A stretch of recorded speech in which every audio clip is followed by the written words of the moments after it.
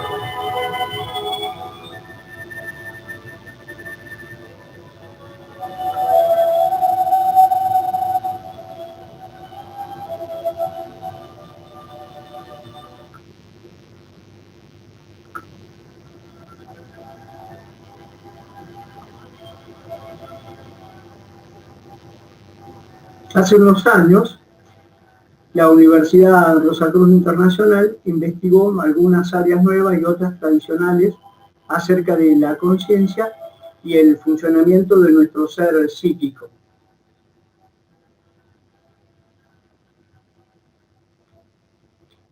Debido a que los temas estudiados eran muy amplios, muy diversos y se requería un nivel de exactitud, la universidad intentó condensar algo de ese trabajo en algunos conceptos que veremos a continuación.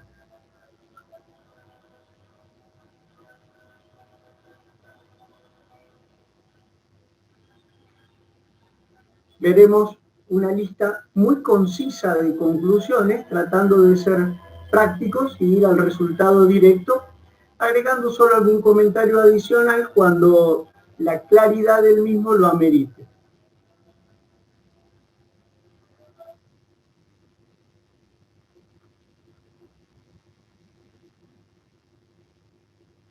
Ahora veremos efectos de los ejercicios de respiración y de las entonaciones vocales místicas.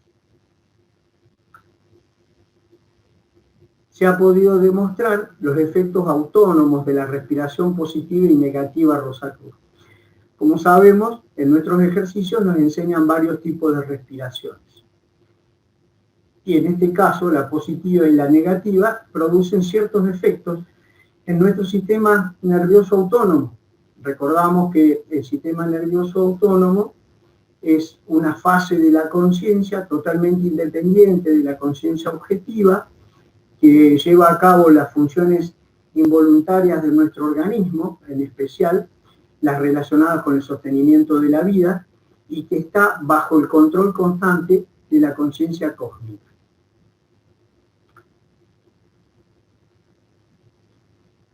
Se ha podido demostrar que en cada inhalación se produce una actividad de la rama simpática del sistema nervioso autónomo, y con cada exhalación hay una reacción parasimpática o de relajación.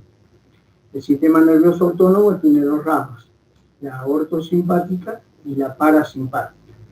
La actividad simpática siempre es de estimulación y la parasimpática es de relajación. Se ha podido comprobar entonces que en las inhalaciones se estimula la rama simpática y en las exhalaciones la parasimpática o de relajación. También se pudo demostrar que si el sujeto se concentra en la exhalación, esto facilitaría la reacción de relajamiento. O sea, el relajamiento muscular en general se ve facilitado si la persona en el momento de exhalar se concentra en el proceso de exhalación.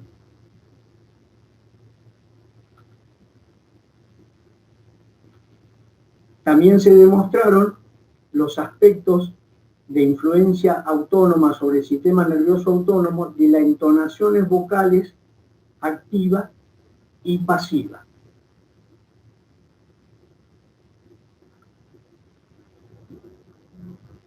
Se demostró que los sonidos vocales activos como ra producen una reacción enérgica solo durante las primeras 3 o 4 veces que se usan en sucesión, o sea, uno detrás del otro.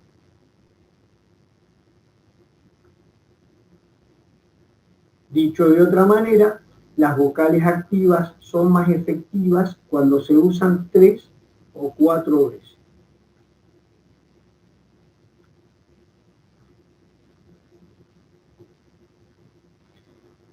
Se demostró que la entonación continua de la vocal pasiva ma en cada exhalación puede conducir a un estado de relajación rápida y profundamente. O sea, cuando entonamos continuamente esta vocal, puede inducirnos un estado de relajación profundo en una forma rápida.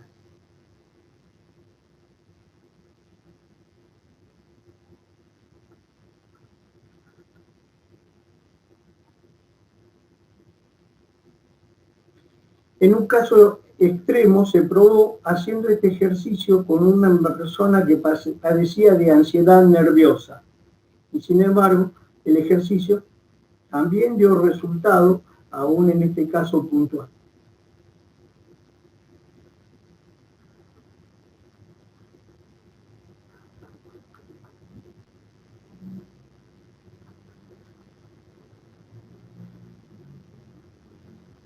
Ahora veremos algunos resultados sobre percepción dérmica y óptica. La percepción dérmica es la que podríamos tener a través de la piel. La óptica es la normal que tenemos a través de los ojos. En realidad todas son normales, digamos, la más conocida.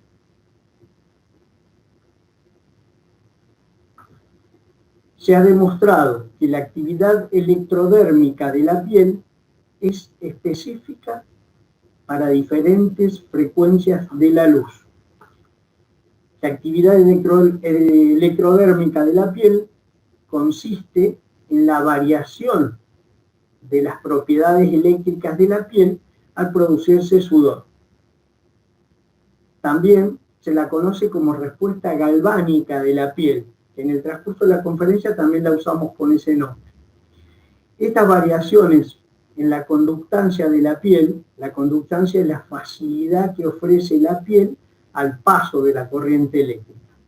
Se pueden medir aplicando una corriente continua de baja intensidad de forma no invasiva, o sea, con un aparato que no invade nuestro cuerpo y podemos medir esa respuesta. Entonces, la actividad electrodérmica de la piel es específica para diferentes frecuencias de la luz. Aquí tenemos el teclado del espíritu y podemos ver las frecuencias desde las ELF, de las frecuencias extremadamente bajas, hasta los rayos cósmicos, que son de las frecuencias más elevadas. Pero la percepción visible por el ojo del hombre solamente está localizada aproximadamente al centro, en este lugar. Esto es lo único que nosotros podemos ver con nuestros ojos. Entonces, la luz en realidad viene como blanca, pero al pasar por un prisma se descompone y nos muestra que está integrada por varios colores que van desde el rojo al violeta.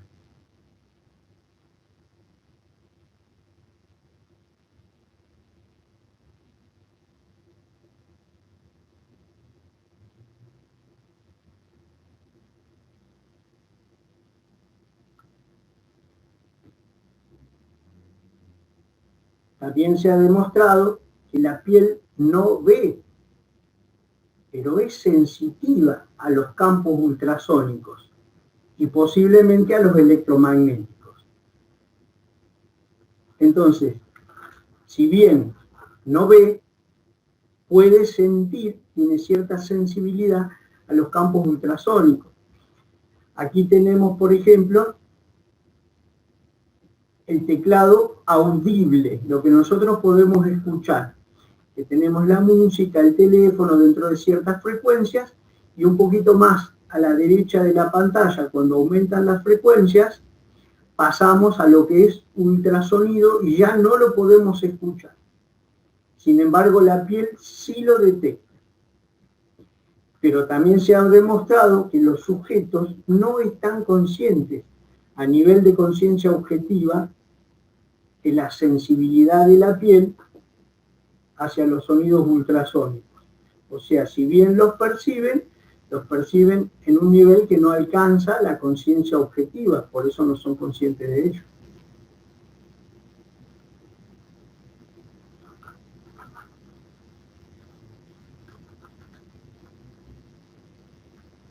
Ahora veremos algunos resultados sobre curación metafísica o curación a distancia.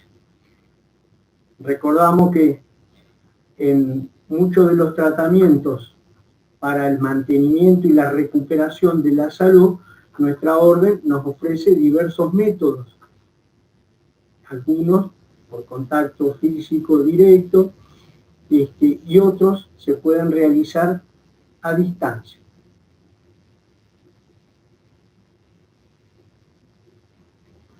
Se ha podido demostrar que la curación metafísica puede tener efectos fisiológicos a la distancia. O sea, logró probarse que cuando uno realiza un ejercicio metafísico de curación para otra persona, esta persona tiene cambios en sus valores fisiológicos. O sea, puede variar su temperatura corporal, la presión, distintos parámetros que hacen al mantenimiento de la vida.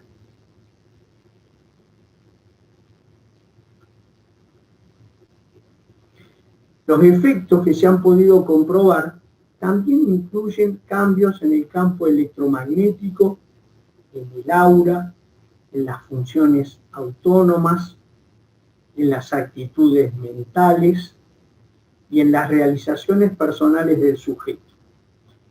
O sea, los cambios, hablando a nivel de campo electromagnético, podemos recordar, como nos explican en nuestras enseñanzas, que a nivel celular, la membrana de la célula tiene una polaridad negativa. La membrana es la que envuelve la célula, es su límite exterior.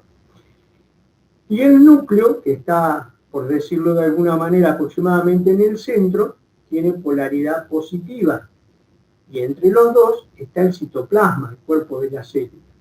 Entonces, al haber una polaridad negativa en la membrana y una polaridad positiva en el núcleo, en el centro se forma un campo electromagnético.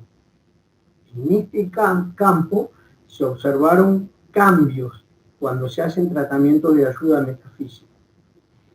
También se observaron cambios en el aura, ese campo multicolor que se forma alrededor de la persona y que en determinadas condiciones nosotros podamos ver. El aura también es afectada y es algo totalmente lógico porque si afectamos funciones del cuerpo, naturalmente va a haber variaciones en el aura. También en las funciones del sistema nervioso autónomo, estas también se modifican y aunque nosotros las consideramos involuntarias, en realidad sí se pueden ejercer efectos sobre ellas, ya sea mediante los tratamientos de curación, como también mediante otros ejercicios que nos enseñan en nuestras monografías. También hubo cambios en las actitudes mentales. Recordemos que cerebro y mente son dos cosas distintas. La mente es el órgano físico, el cerebro es el órgano físico y la mente el conjunto de procesos que se realizan teniendo como base este órgano. Entonces, en esas actitudes mentales también se pueden influir con los tratamientos a distancia. Y también en las realizaciones personales del sujeto.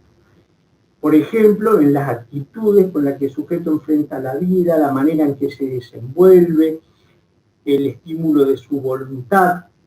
para que tenga firmeza en superar los obstáculos y muchas otras áreas que están relacionadas con las actividades personales del sujeto de experimentación.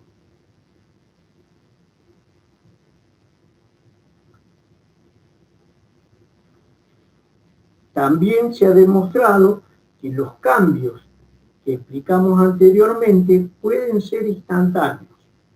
Esto, si era llamativo que se puedan hacer cambios a distancia, también lo es el hecho de que pueda producirse de un instante para otro. Bueno, en algunos experimentos se obtuvieron el resultado de la instantaneidad.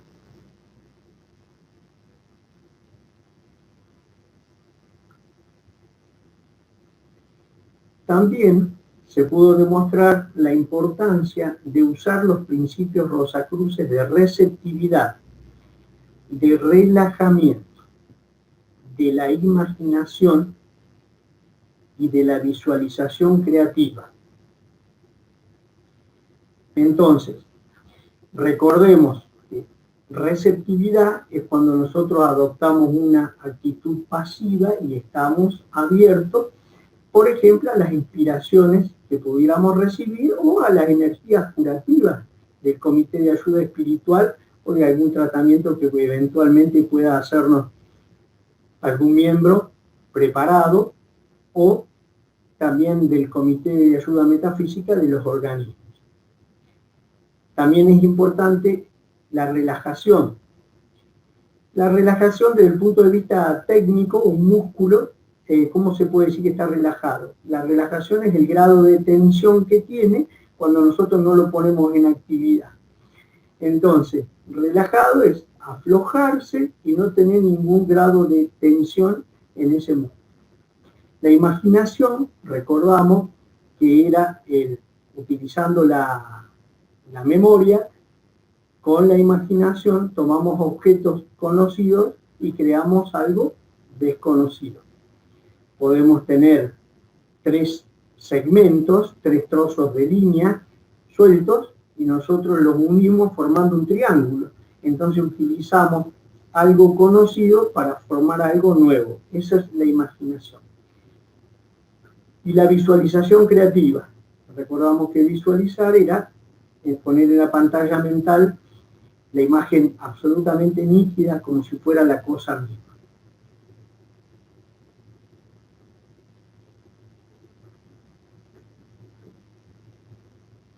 Se ha presentado una razón fundamental para controlar el electromagnetismo en la curación.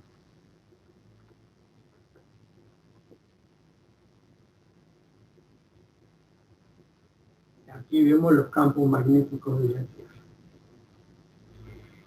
Esto es una investigación científica y dice que ha podido comprobar que los campos electromagnéticos que generan los cables de alta tensión, los teléfonos móviles y las redes Wi-Fi afectan a las células humanas.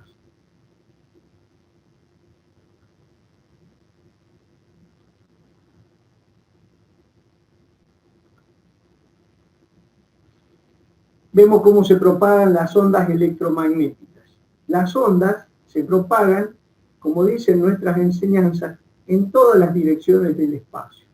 A lo largo, a lo ancho y a lo alto. En estas ondas, de acuerdo a la intensidad, podrían llegar a destruir nuestro ADN, pero también podría llegar a repararlo. Depende de la intensidad. Según esta investigación, este doble efecto, destruir o reparar, es posible gracias al criptocromo.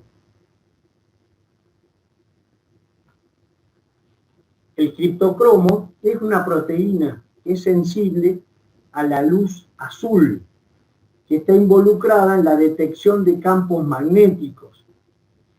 Y también las aves las utilizan detectando los campos para la orientación que necesitan aún sin tener referencia visual. Y también para el control de los ritmos circadianos. Los ritmos circadianos son los ritmos biológicos que giran alrededor de las 24 horas, como por ejemplo el sueño y la vigilia. Aquí tenemos un criptocromo.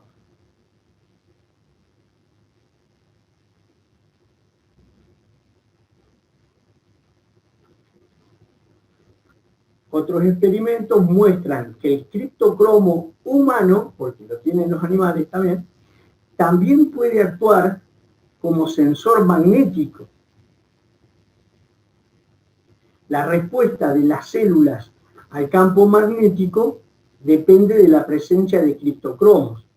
Según ha determinado esta investigación, gracias a ellos, las células humanas sometidas a un campo magnético débil de 2 militesla aproximadamente, una medida muy pequeña, aumentan la producción de un elemento que se llama oxígeno reactivo, que es un grupo de radicales libres con ciertas facultades específicas y tiene capacidad de reparar al daño existente. Lo que nos tiene que quedar de acá es que con la presencia de citocromos se puede ser sensible a la influencia de un campo electromagnético y que si ese campo es débil, se desarrolla un proceso que puede terminar con un efecto de reparación del daño existente. El proceso en sí es un poco complejo y no tiene sentido entrar en detalles científicos. Lo importante es que podemos captar esa influencia electromagnética que nos envían gracias a los criptocromos. Y esto realiza un proceso y entonces se desarrolla una capacidad que repara el daño existente.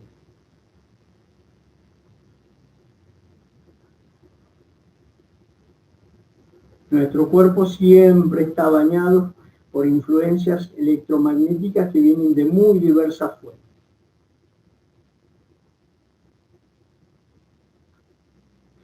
También se pudo verificar la eficacia del Comité de Ayuda Espiritual y las técnicas de curación a distancia Rosacruz.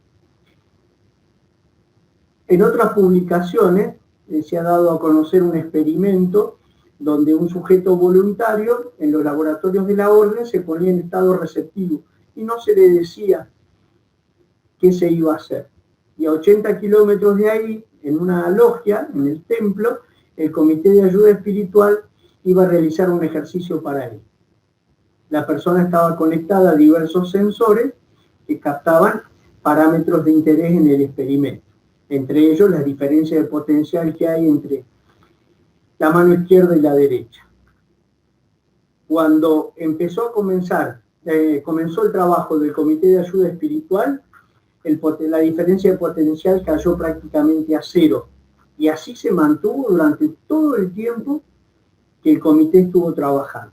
Cuando cesó la acción del comité, volvió a producirse un desequilibrio, pero mucho menor al que el que el sujeto tenía al comenzar el experimento, lo que mostró que a pesar de la distancia, el ejercicio fue efectivo y realmente ayudó a que el sujeto se armonizara.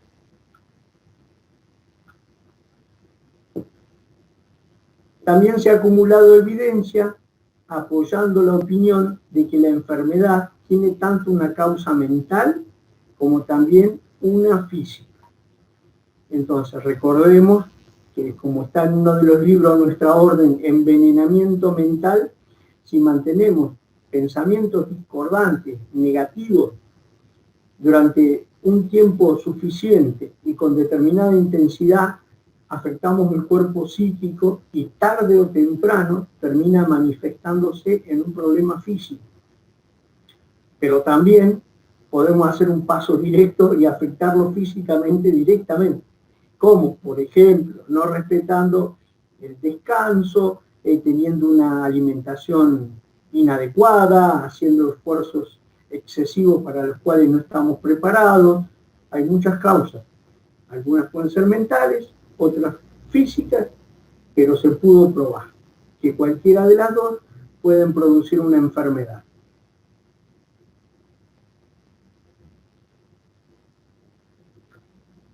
También se demostró que la relajación contrarresta las grandes tensiones. O sea, cuando una persona está muy tensionada, se aplican las técnicas de relajación que se enseñan en nuestras monografías, los sonidos vocales, respiración y otras más, hechos en la manera en que nos enseñan, se puede contrarrestar estas tensiones con esos ejercicios naturales y sencillos, que solo requieren conocimiento y constancia.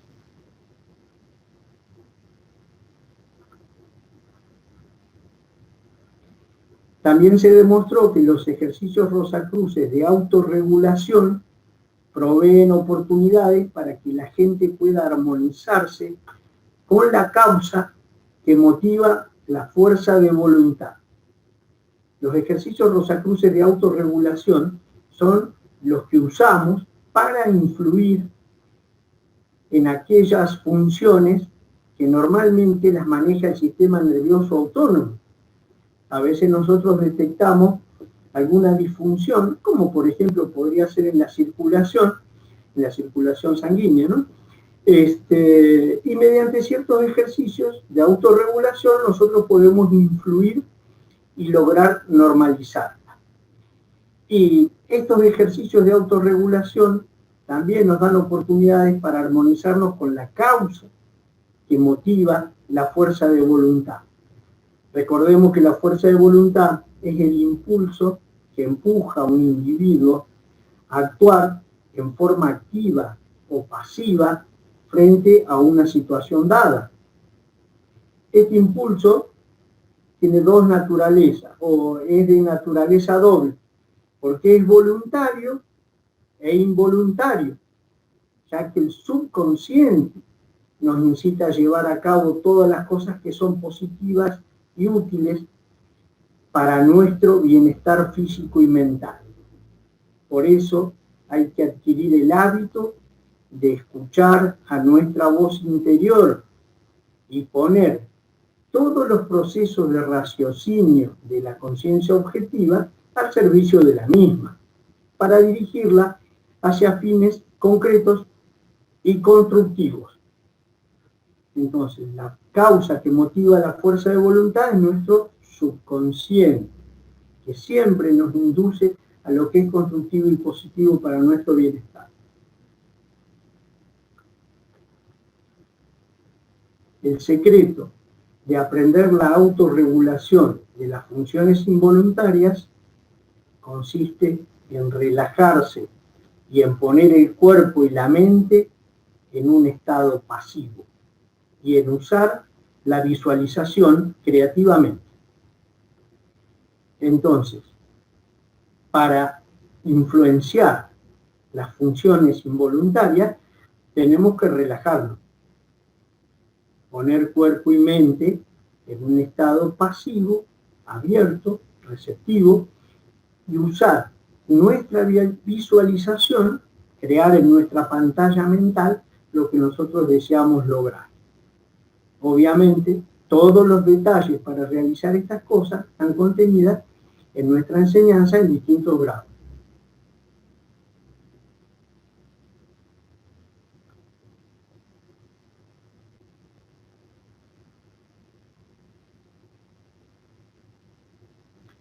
Ahora veremos algo sobre concentración, contemplación y meditación. Repasamos brevemente estos conceptos y vemos que la concentración era la actitud que nosotros podemos tener para canalizar toda nuestra energía física, mental y psíquica para alcanzar cierto objetivo.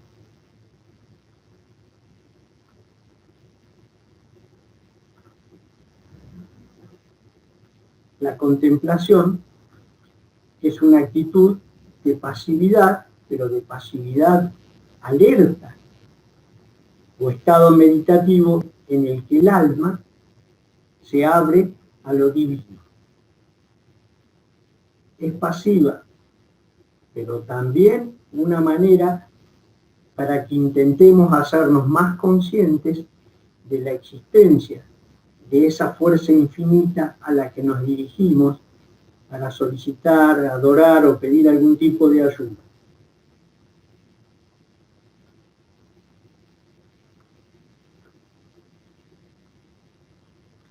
La meditación, una definición sencilla, es una práctica que nos permite establecer contacto con estados superiores de conciencia, que irradian de la inteligencia divina y dan vitalidad a la mente y a todo lo que existe.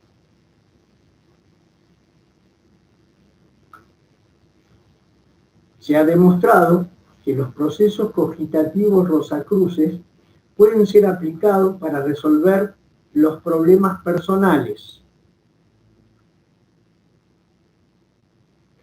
¿Qué es un proceso cogitativo? Es un proceso que se lleva a cabo en la persona cuando está en estado de somnolencia, ese estado próximo al sueño, una actitud relajada, que en algunos lados dicen como en estado alfa, o también cuando está bajo hipnosis, que se encuentra en el mismo estado mental. Entonces el paciente recibe una orden y luego en estado de vigilia la cumple. En pocas palabras, el proceso cogitativo Rosacruz es el que se lleva a cabo en una persona cuando está en este estado de relajación importante. Uno le da una orden y en estado de vigilia la cumple. El proceso cogitativo configura pautas de acción que se conservarán en el subconsciente. ¿En qué forma? Como pautas de acciones eficaces. Vamos a ver qué es una pauta de acción eficaz. La pauta de acción eficaz es la que se conserva en el subconsciente y que se denomina así porque la persona la realiza más allá de que no sabe por qué. O sea, cuando ha recibido una indicación en ese estado alfa, luego esa pauta de acción eficaz se conserva en el subconsciente. Y luego la persona en estado normal de vigilia realiza la acción que le habían indicado y no sabe por qué.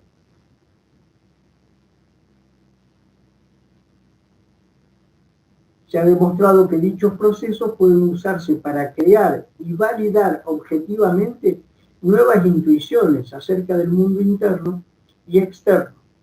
Podemos ver que esto está estrechamente relacionado con los ejercicios de autosugestión, que son enormemente eficaces y útiles para ayudarnos en la corrección de nuestras imperfecciones y en la eliminación de hábitos dañinos.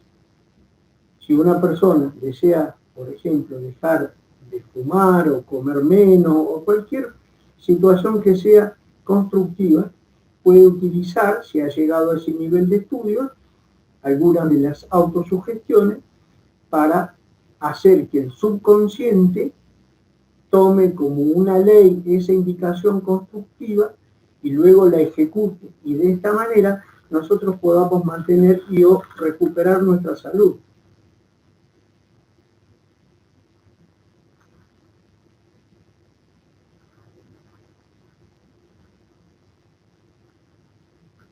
Se ha demostrado que cuando un sujeto contesta las preguntas diseñadas para conducirlo a través de varios estados de meditación, su fisiología cambia al instante con la clase de proceso cogitativo empleado con respecto a lo que vamos a ver. Pero antes vamos a aclarar otra vez esto. Entonces, en este experimento se diseñó una serie de preguntas y en esas preguntas, cuando el sujeto las contestaba, era inducido a que fuera por distintos estados de meditación y eso de distinto nivel de profundidad. Y eso hacía que su fisiología cambiara al instante de acuerdo con la clase de proceso que era empleado en ese momento. Y eso era hecho con respecto a el electroencefalógrafo y la reacción galvánica de la piel. O sea, la persona bajo el experimento estaba conectado a un electroencefalógrafo y a un sensor de reacción galvánica, que era lo mismo que la actividad electrodérmica. En el momento en que la persona contestaba estas preguntas especialmente diseñadas y estaba en ese estado meditativo, las ondas del electroencefalógrafo prácticamente bajaban a cero. Y también se producía una reacción galvánica de la piel. Entonces, en ese estado asumido de meditación, la amplitud del electroencefalograma desaparece y el potencial de la corriente directa corporal se equilibra en cero.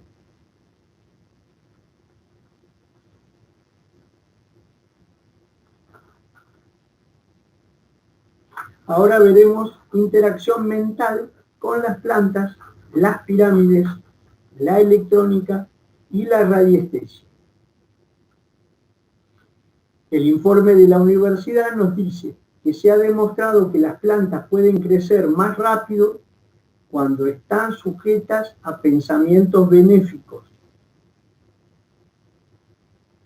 También nos dice que se demostró que el mismo proceso funciona con o sin las pirámides, la radiestesia y aparatos electrónicos, especialmente si el operador no se da cuenta de que el aparato no funciona.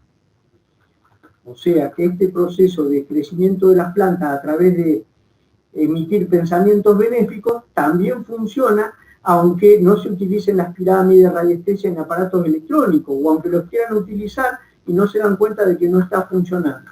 El efecto se produce igual. Las pirámides, la radiestesia, los aparatos electrónicos pueden ser simplemente símbolos concretos como los talismanes. Las pirámides, ahora vamos a ver una imagen, son conocidas por todos, y la radiestesia, para los que a lo mejor no han escuchado la palabra, viene de dos palabras griegas, radium, que significa radiación, y aestesis, que significa sensibilidad. O sea, la radiestesia sería la sensibilidad a la radiación. Estos son algunos de los objetos utilizados, y después cuando no los utilizaron, también las plantas crecieron igual. Y aquí tenemos péndulos. Bien. Ahora voy a hacer un comentario de la investigación científica sobre el péndulo. La investigación científica determinó que el movimiento del péndulo se produce por un efecto llamado ideomotor. El efecto ideomotor es un fenómeno psicológico en el que el sujeto realiza movimientos en forma inconsciente, de manera automática, desencadenada por un estímulo particular en la zona respectiva que debe pasar cierto umbral. Eso nos dice un informe científico. Para los interesados, en las monografías nuevas, en cierto grado, van a encontrar algunas explicaciones muy interesantes sobre el radiestesia y el péndulo, realmente para que sepan cómo funciona y desmitificar estas cuestiones que son muy ventiladas en muchos ámbitos, pero sin un conocimiento concreto y profundo y verdadero de cómo funciona. Ahora veamos también algo de investigación por la ciencia relacionada con esto. Dice que la magnetorrecepción es la capacidad que tienen algunos seres vivos de detectar la dirección y sentido del campo magnético, obteniendo así información sobre el sentido y la latitud. Los primeros animales en los que se descubrió este sentido fueron las palomas mensajeras, en las cuales es un importante, pero no el único, medio de orientación. Después se descubrió también que lo tenían otras aves, algunas tortugas o insectos, como las abejas, hongos y ciertas bacterias. Los seres humanos también tienen depósitos de materiales magnéticos en el hueso etmoides de la nariz.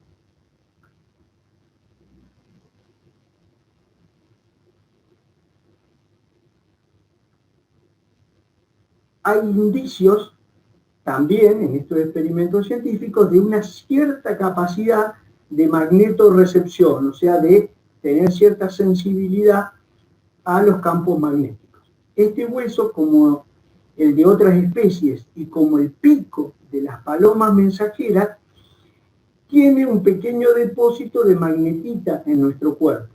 La magnetita es un mineral común en la naturaleza y es el mineral que mayores propiedades magnéticas tiene entre todos los que existen. Suele aparecer en cristales octaédricos, a veces dodecaédricos y excepcionalmente cúbicos.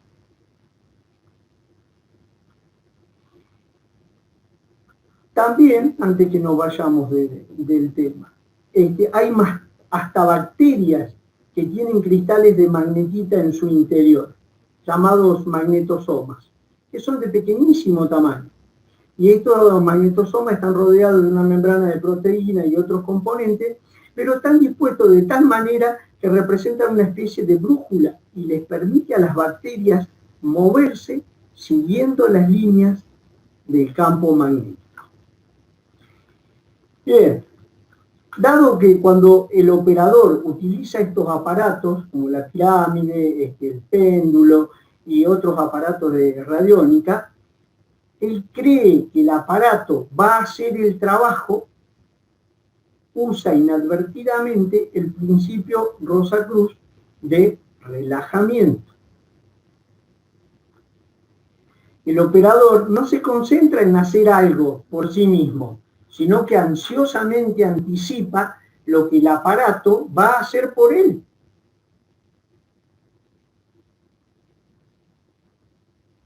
Aquí tenemos el caso, por ejemplo, de un rabdomante o saurí, que tiene una rama de avellana en forma de Y y que la utilizaban para detectar, por ejemplo, depósitos de agua. Bueno, entonces el operador cree que el aparato va a hacer el trabajo por él. Entonces se relaja y permite que el subconsciente se desenvuelva sin impedimentos y produce el estado deseado que ha sido visualizado subconscientemente. Esta es la explicación de la Universidad Internacional Rosacruz. De esta manera trabajan esos fenómenos. Cuando el operador se relaja pensando que el aparato trabaja por él, el subconsciente trabaja sin ningún bloqueo y entonces produce el resultado deseado que ha sido visualizado en forma subconsciente. Esta hipótesis podría explicar por qué la fe puede ser una herramienta psíquica tan efectiva.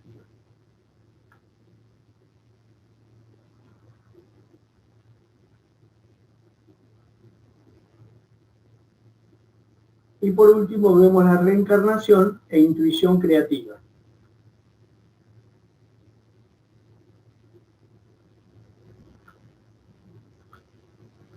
Se ha podido establecer que la teoría de la reencarnación, como un hecho generalmente aceptado, puede encontrarse fuera de la esfera de la comprobación empírica para que sea aceptado por todos.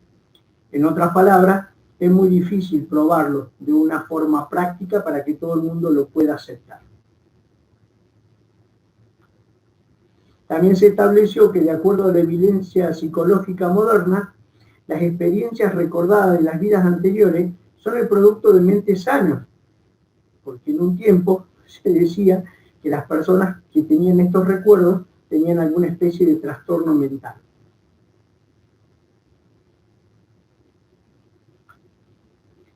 Y también se demostró que dichas experiencias estimulan la imaginación creativa y pueden conducir a mejores contactos con nuestro ser interno.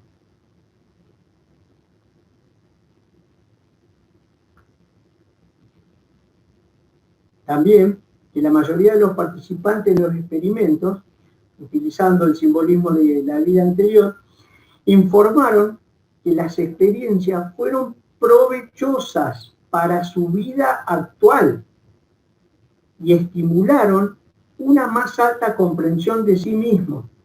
O sea que cuando han hecho el experimento para recordar las encarnaciones anteriores, las experiencias cosechadas les fueron útiles en su vida actual y mejoraron la comprensión de sí mismos.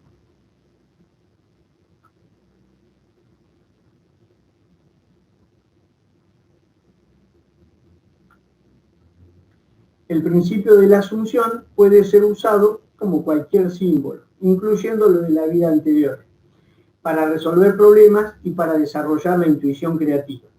Recordamos que el principio de asunción era el de relajación total, a donde las indicaciones del electroencefalograma caen prácticamente a cero.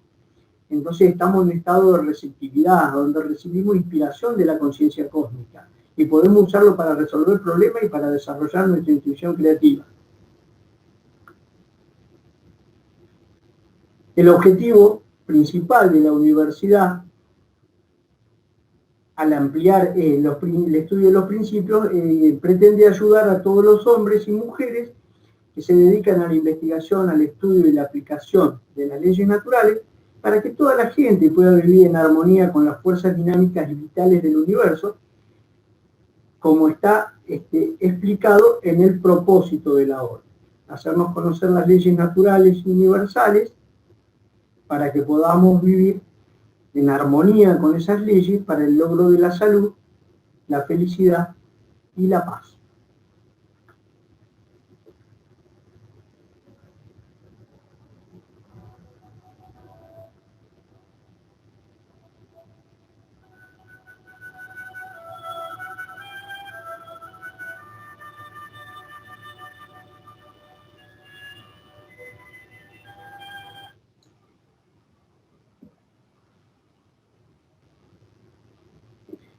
Frater Alberto.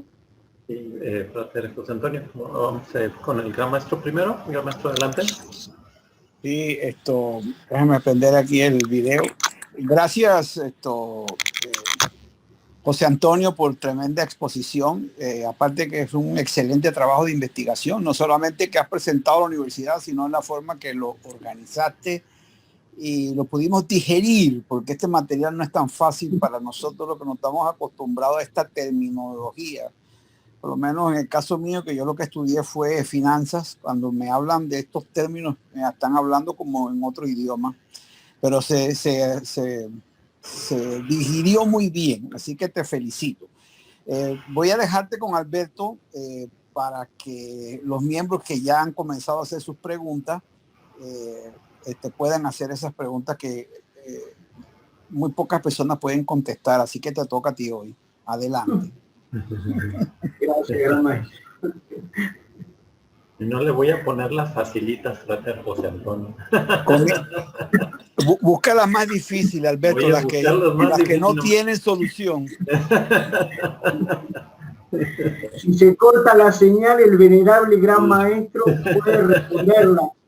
Va a empezar hoy a llover muy fuerte y se va a ir la señal. A ver, déjenme empezar a leer. Por ejemplo, pregúntale quién va a ser el próximo presidente de Argentina. Cosas así que sean fáciles de responder. Okay. Vamos a ver.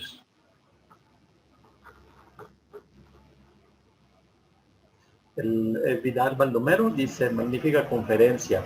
El criptocromo, ¿qué glándula, órgano lo genera? ¿O es la misma célula la que lo engendra? No, perdón, la que lo segrega. Sí, el criptocromo forma parte de la célula. Es uno de los tantos componentes. Nosotros cuando estudiamos normalmente estudiamos la membrana plasmática, que es la línea exterior de la célula, la que la contiene, y el muro que la separa del exterior. Estudiamos el citoplasma, que es el cuerpo de la célula, y estudiamos el núcleo. Dentro del citoplasma encontramos varios elementos que todos en el secundario hemos visto, como los corpúsculos de Golgi, las mitocondrias, que cumplen distintas funciones. Uno de estos organoides, organitos o componentes celulares es el criptocromo. Y este es el que nos permite justamente beneficiarnos de los tratamientos Rosacruces a distancia, por lo menos en una parte, hasta lo que yo he leído, porque gracias a él transforma parte de su actividad en una serie de funciones que le permite generar un tipo de oxígeno que hace que pueda actuar con un efecto reparador sobre el daño existente. Pero para esto, la frecuencia electromagnética emitida debe ser de baja frecuencia. Si es de muy alta frecuencia, produce daño en vez de reparar. Por eso la Universidad Rosacruz, en palabras simples, decía, se ha demostrado la importancia de controlar el electromagnetismo en los procesos de curación. Un espectador anónimo comenta: en cuanto al tema de los sonidos vocales, ¿cómo se llegó a esa comprensión de estos? ¿Todos los sonidos vocales son positivos para nuestro desarrollo y bienestar psíquico y físico? Bueno, los sonidos vocales, los que enseñan en nuestra orden, sí son todos beneficiosos para nuestro bienestar físico y psíquico. Pero no todos los sonidos son beneficiosos para nosotros. Le voy a contar un ejemplo, profano, digamos. Hace mucho tiempo que se dice, y lo dicen nuestras enseñanzas también, que el agua tiene memoria y que es extremadamente sensible a ciertas influencias. Bueno, una de ellas es la de los sonidos. Siempre se dijo eso, pero era muy difícil probarlo. Hace unos años atrás, un investigador japonés tomó una muestra de agua de un río de Tokio, lo congeló, la puso en el freezer, y después tomó una muestra e hizo una microfotografía. Y observó que las moléculas del agua adoptaban una disposición muy discordante, con un color oscuro. Y pensó que era por la contaminación del agua. Tomó agua que estaba limpia y pura y vio que la configuración era muy diferente, tomaba formas hexagonales, octogonales, formas muy armónicas y brillantes. Entonces después se le ocurrió tomar el frasco de agua, la misma agua que había tomado con la misma muestra, en la misma ocasión, y decir palabras, someterla a sonidos, ponerla bajo música.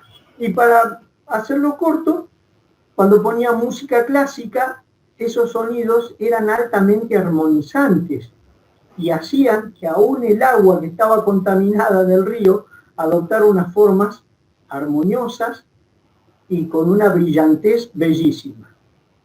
Sin embargo, cuando se lo sometía a la influencia de rock pesado, adoptaba una forma totalmente discordante, amorfa y se oscurecía. Entonces, acá tenemos una prueba científica, material, comprobable, que nosotros podemos verla y repetirla a voluntad, como es un experimento científico, donde la influencia de los sonidos no son iguales todos. Los sonidos de nuestra orden, recordemos que debemos su conocimiento a los maestros de nuestra tradición. Entonces, nuestra fuente de conocimiento no es una persona que en determinado momento tuvo inspiración y escribió todo lo que nosotros recibimos, sino que se ha ido enriqueciendo desde la fuente más remota, que es la tradición primordial, y a través del paso de los siglos, miles y miles de iniciados contribuyeron con el conocimiento que captaban en sus meditaciones y que a veces, porque no estaba desarrollada la ciencia y la tecnología lo suficiente, no podían demostrarlo en forma práctica, como en el caso de los filósofos de la antigua Grecia o de los egipcios. Sin embargo, con el correr de los siglos, nuestras enseñanzas han demostrado la validez y han superado la prueba del tiempo. Pero acá sí le hago notar un detalle importante, siempre hay que hacer las prácticas como están indicadas en las monografías, sin agregar, sin quitar y sin modificar nada del entorno en el que le sugiere que haga los ejercicios. Nosotros debemos recordar que trabajamos en todos los planos, en el plano físico, en el mental, en el emocional y en el espiritual. Entonces, debemos respetar las instrucciones para que todo se haga en armonía dentro de las leyes cósmicas y para nuestro mayor beneficio.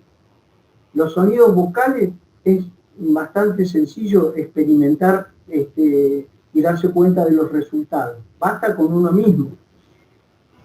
Emitiendo ciertos sonidos pasivos, usted va a recibir una influencia ralentizante, o sea que va a disminuir alguna de sus actividades y lo va a tranquilizar.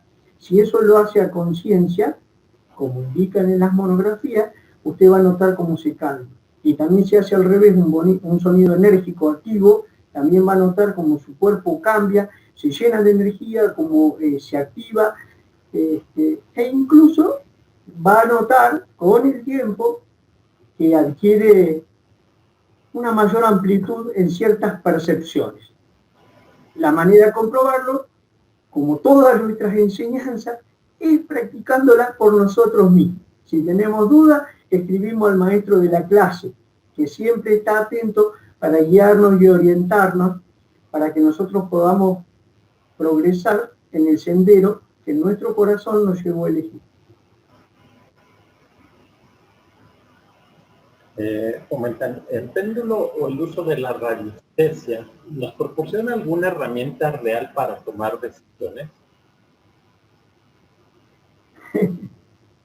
Sí, es una herramienta, pero vuelvo a repetir, en el entorno y en las condiciones en que se indican en la orden.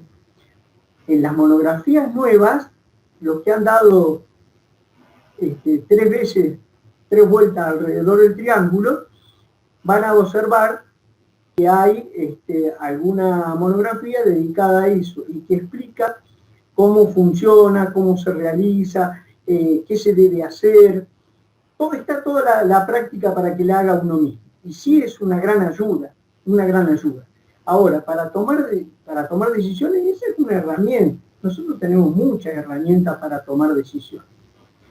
Primero, cuando tenemos un inconveniente, un problema o una duda, la forma más práctica es la meditación.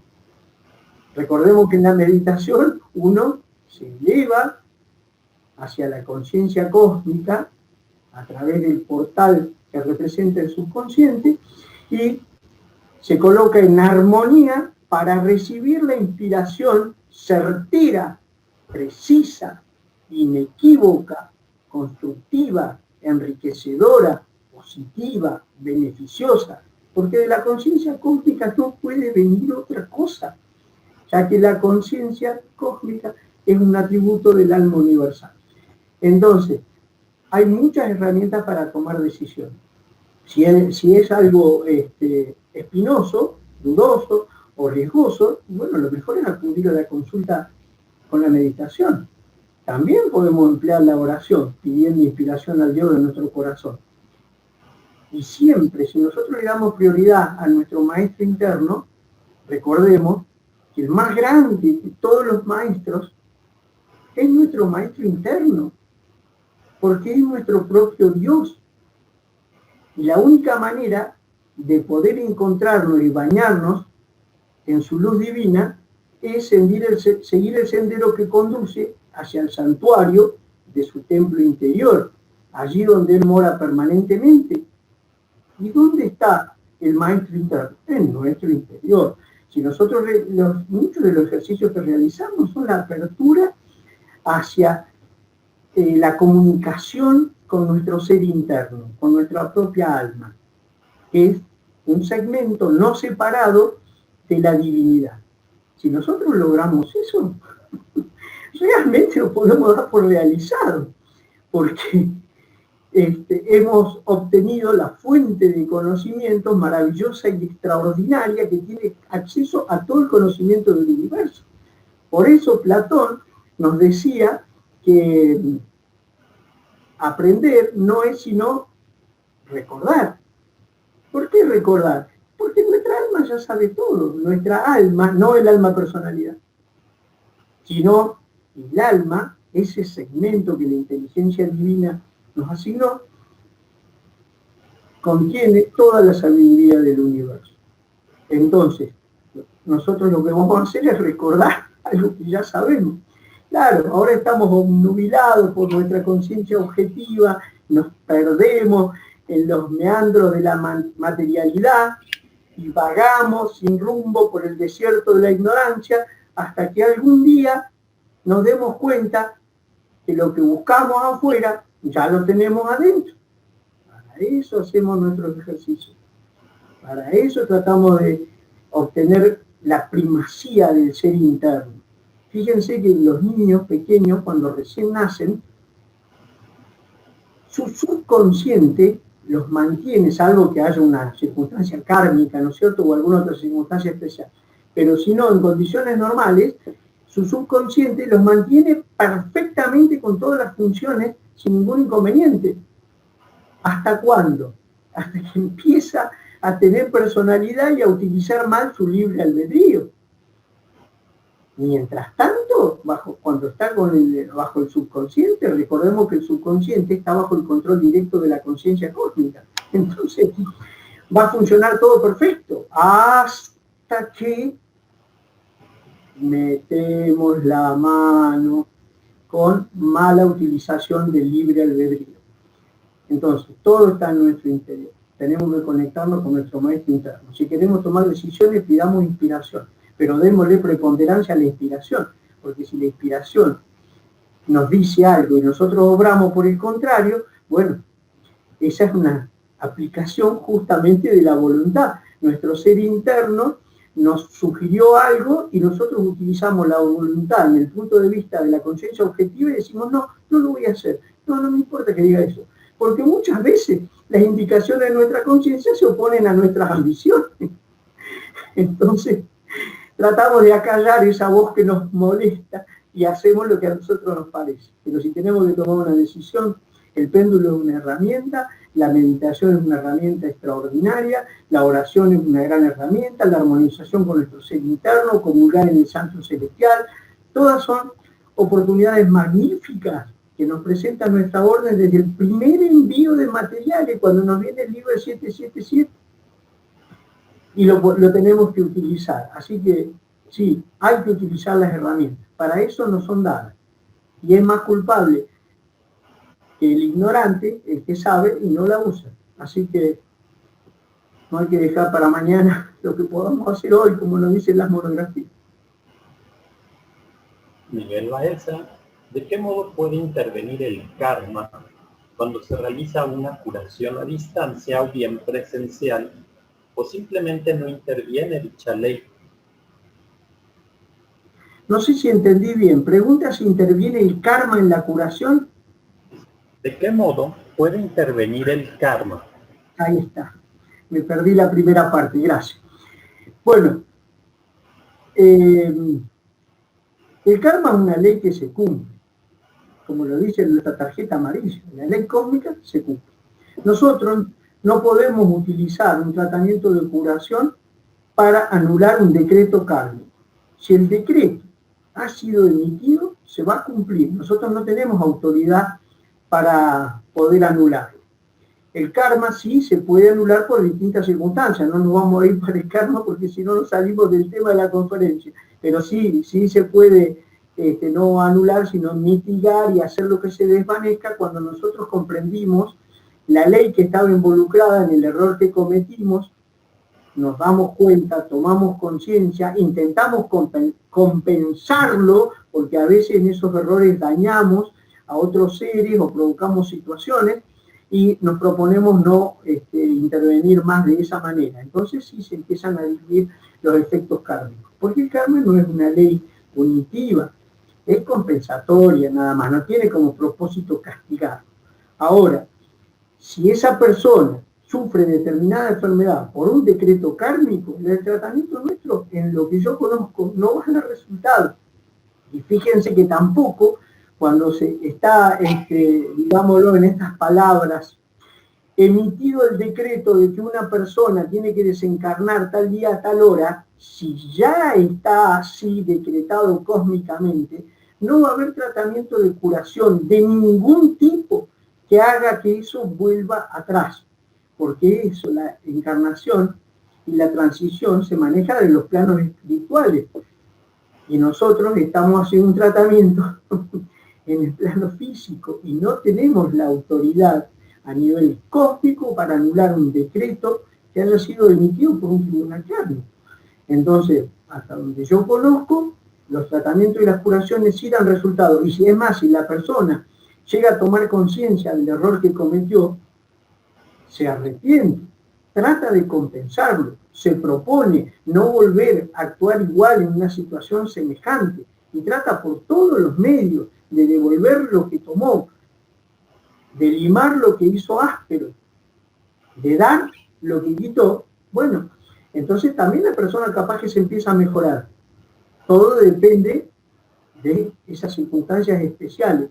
Pero cuando hay un decreto kármico, hasta donde yo conozco, nosotros no tenemos autoridad para poder quitarlo. Se va a curar en la medida que de los planos espirituales decidan qué es lo mejor para la evolución de su alma, personalidad, y no para nuestros más profundos deseos.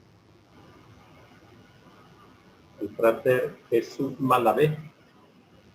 Podemos decir que los efectos que producen en todo nuestro ser las respiraciones positivas, negativas, la entonación de sonidos vocales, la curación a distancia, demuestran que somos seres duales, físicos y espirituales. Bueno, sí y no. ¿Por qué? Porque la curación a distancia, por ejemplo, si fue solo por el pensamiento, no tiene por qué intervenir el componente espiritual, y eso nos demostraría que somos seres espirituales, igual. Por ejemplo. Pero, sí, puede demostrarse también porque, primero, cuando nosotros realizamos un tratamiento, lo realizamos a conciencia. Y acá es donde los conocimientos de nuestra orden se separan de la psicología. Nuestra conciencia para nosotros es un atributo del alma. Entonces, naturalmente, está demostrada la dualidad. El hombre es un ser consciente que tiene la capacidad de aislarse de su medio y reflexionar sobre su condición. Esta aptitud está determinada, por supuesto, porque es capaz de recordar su pasado, analizar su presente y proyectar su futuro. Y la conciencia, el uso importantísimo que nosotros le damos a ese atributo de nuestra alma, es sobre todo en prever las consecuencias que podrían tener nuestras palabras, pensamientos y acciones. Entonces, este tipo de uso de la conciencia refleja perfectamente nuestra actitud frente a nuestras responsabilidades y nuestra capacidad para actuar al servicio del bien. Entonces, sí podemos decir que podría demostrar nuestra dualidad en ese sentido. No tenemos una prueba física, porque no se puede sacar una fotografía del alma.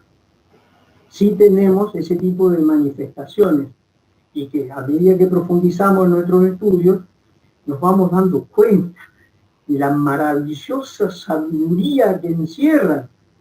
Pero eso solo cuando los ponemos en práctica, cuando los hacemos uno con nosotros.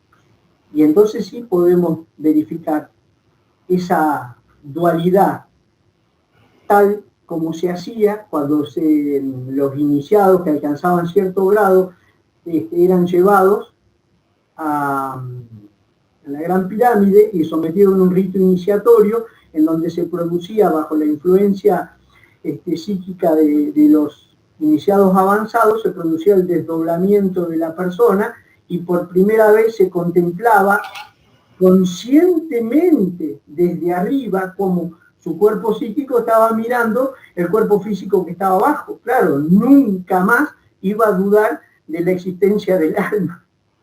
Bueno, esas cosas bien las podemos hacer hoy en día, pero requiere un cierto grado de evolución y para eso tenemos que practicarlo. Fíjense que todas las enseñanzas nuestras son graduales y vienen en forma de espiral.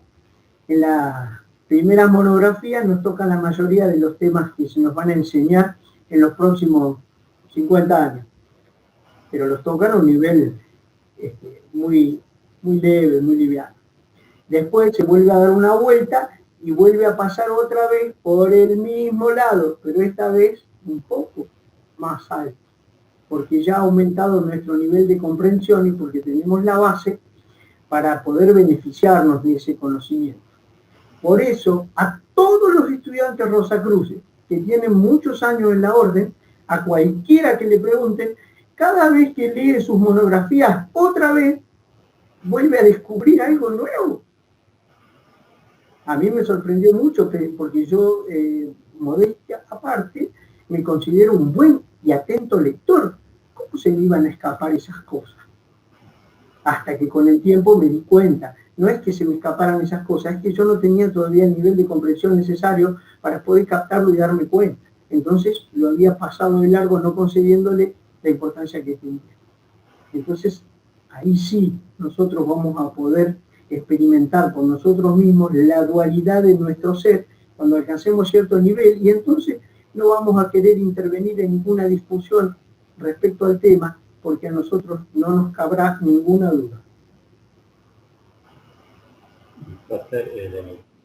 Daniel, dice, ¿podría explicar un poco más sobre la reacción galvánica de la piel al realizar los ejercicios de los cuales usted habló hoy?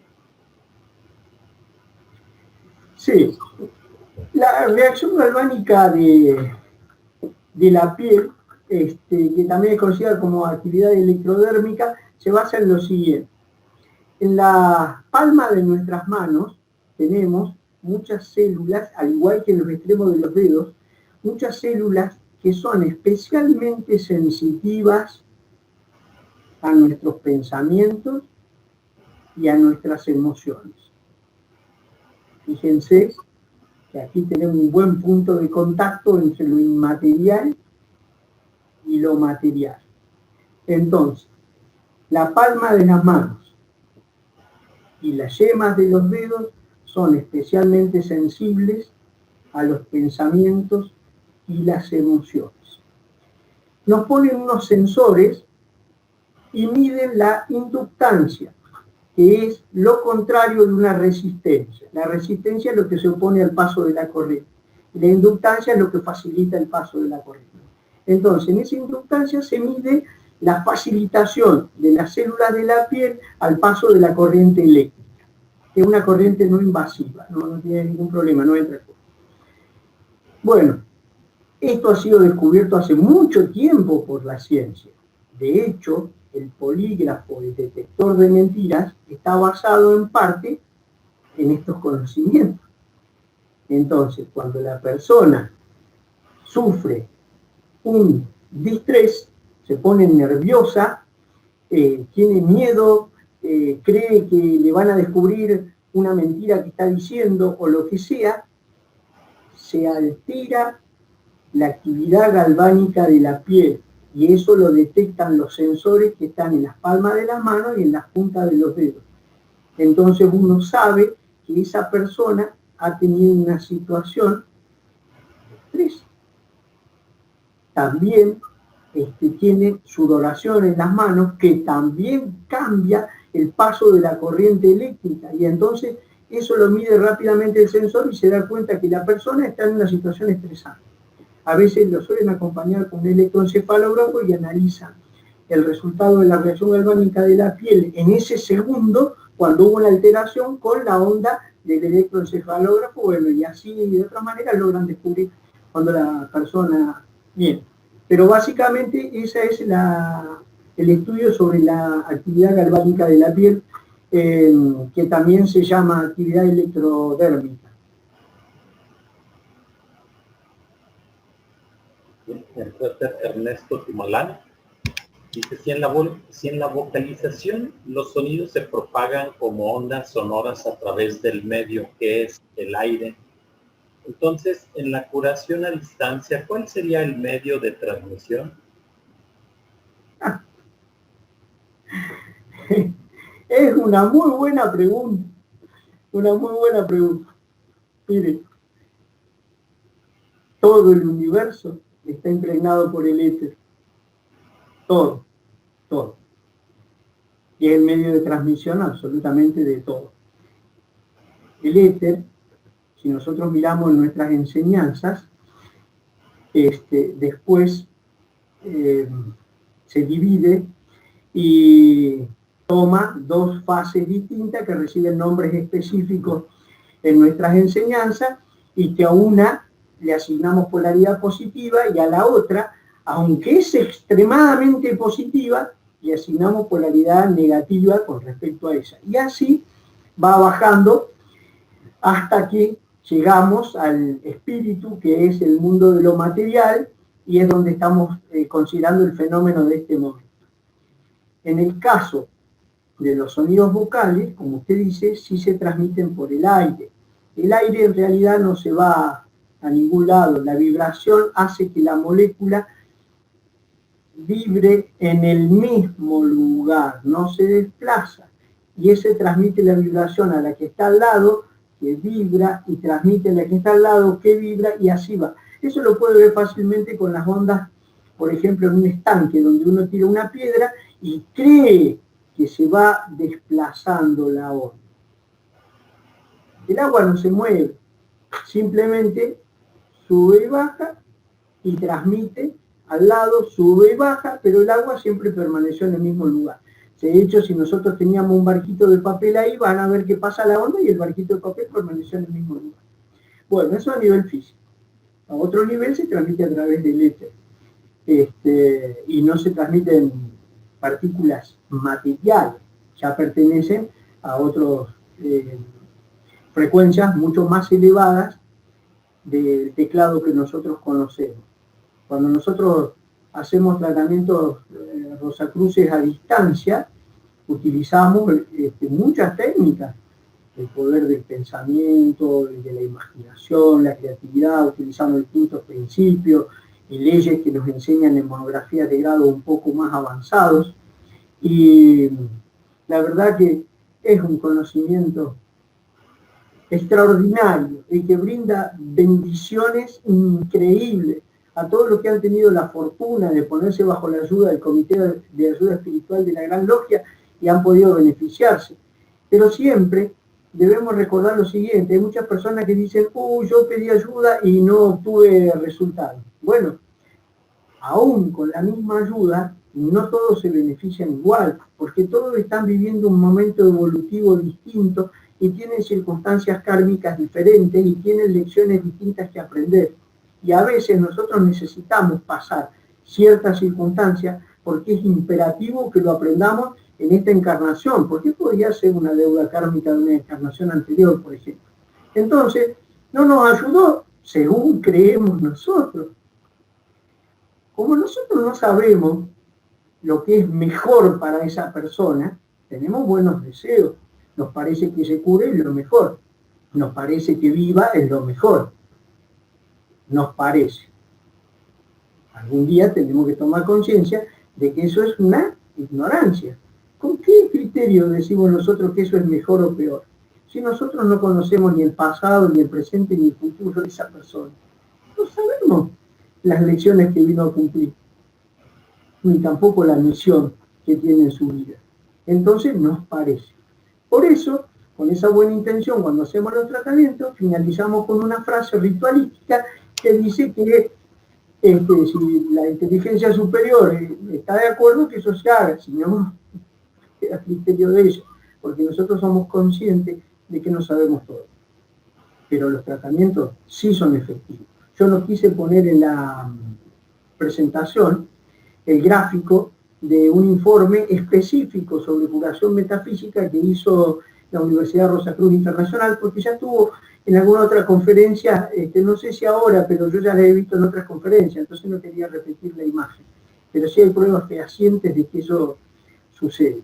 Y la prueba física la tuvieron con este sujeto que estaba conectado a varios sensores, sin que le hubieran dicho nada, solamente estaba en estado meditativo. Y en el momento en que 80 kilómetros de ahí, en una logia, el Comité de Ayuda Espiritual empezó a trabajar, la diferencia de potencial entre la mano izquierda y la derecha cayó casi a cero, y así se mantuvo durante todo el tiempo que el comité trabajó.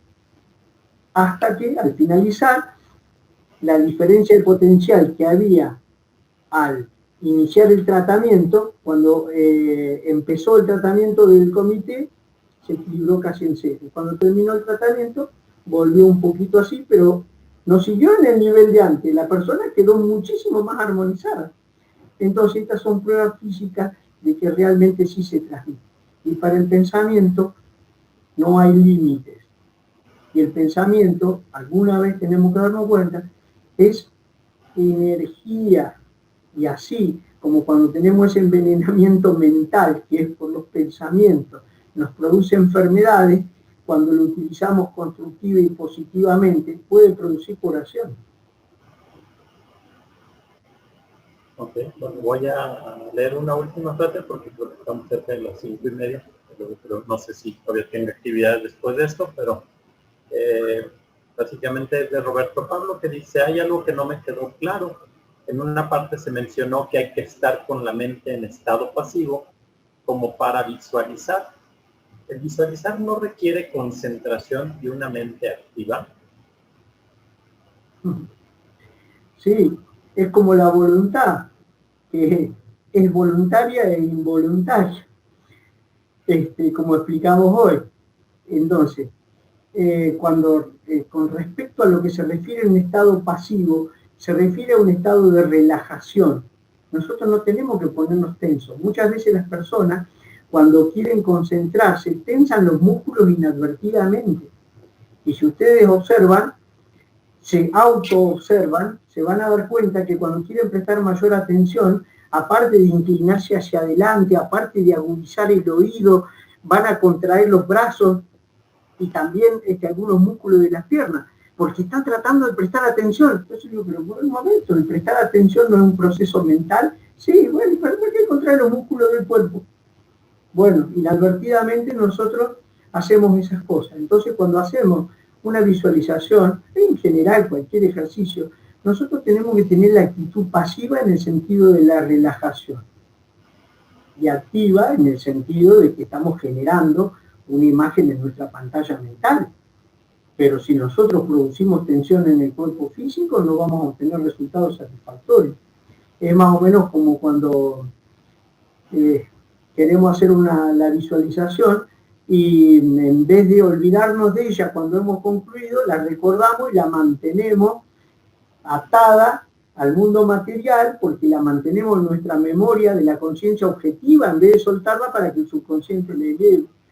Dice, bueno, pero me pareció que era mejor reforzarla, ¿no? Para reforzarla hay que respetar ciertos intervalos, pero hay que olvidarse. Y para hacer una buena visualización creativa hay que tener un estado pasivo.